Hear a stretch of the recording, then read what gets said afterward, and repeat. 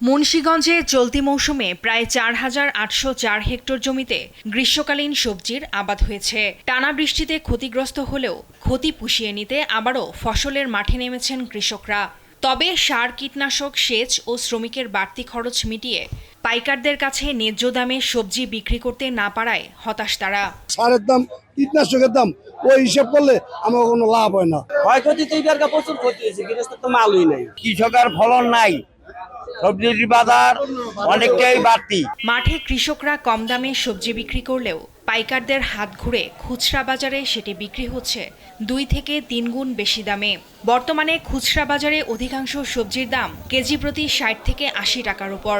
এতে বাড়তি খরচের চাপ সামলাতে হিমশিম খাচ্ছেন সাধারণ ক্রেতারা। মাল কিনি, মালের দাম অনেক বেশি, মাল লেগে মনে দোকান পাড়া বইয়া বইয়া দিতে লাগে, কারণ মাল বেচতারি না। মুন্সিগঞ্জের উৎপাদিত সবজি শুধু জেলার চাহিদাই পূরণ করে না, ঢাকা, নারায়ণগঞ্জ, কুমিল্লা, বরিশাল সহ দেশের বিভিন্ন অঞ্চলের বড় পাইকারি বাজারেও সরবরাহ করা হয়। পাইকার ব্যবসায়ীদের দাবি, কৃষকদের কাছ থেকে কেজি প্রতি 20 থেকে 25 টাকায় সবজি কিনে অল্প দামে আড়তদার ও ব্যবসায়ীদের কাছে বিক্রি করেন।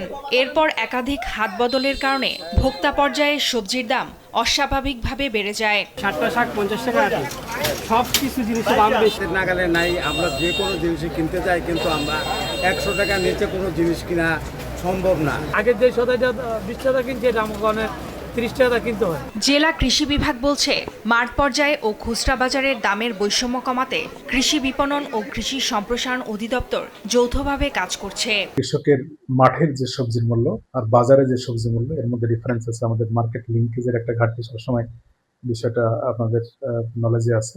কৃষকদের সহযোগিতা করে যাচ্ছে। জেলা কৃষি বিপণন কর্মকর্তা জানান, জনবল সংকট থাকায় কাজে বেগ পেতে হচ্ছে। জেলায় আমাদের জনবলও কম, এই অল্প জনবল দিয়ে পুরো জেলা কাভার করাটা খুব কঠিন। সবজির ন্যায্য মূল্য নিশ্চিতে সরকারের সহযোগিতা কামনা করছেন কৃষক সহ সংশ্লিষ্টরা। ফারজানা আফরোজ টুম্পা, নিউজ ডেস্ক, দেশ টিভি।